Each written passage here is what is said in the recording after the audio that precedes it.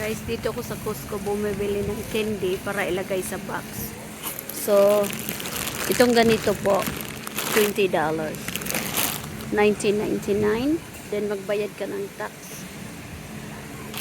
Ganito kalaki. So, ito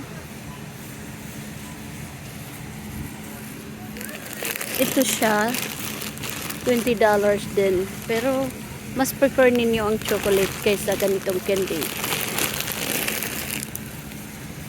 Ito na ang nabili ko. Nilagay ko na dito. Dalawa lang. Tapos, ito masarap to guys. Oh. Like I said, it is made.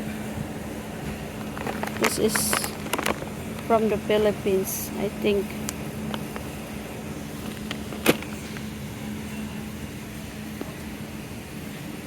Ito ang mga candies guys.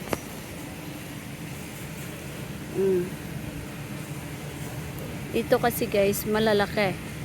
So hindi bars kasi ito hindi hirap ma-share, no? Lalo na sa mga bata. Kaya bili tayo ng mga maliliit. Ito din. M&M.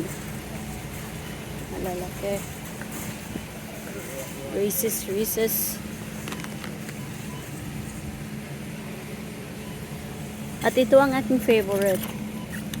M&M peanuts. And oh my God! Nagmahal na last year. $12 lang ito. Ngayon, $16 na oh. Ito din, M&M. Paborito ni Warlita.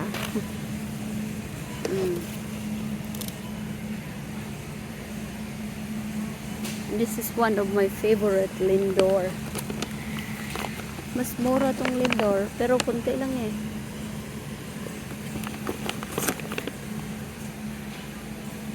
Ang mga ganito. Panim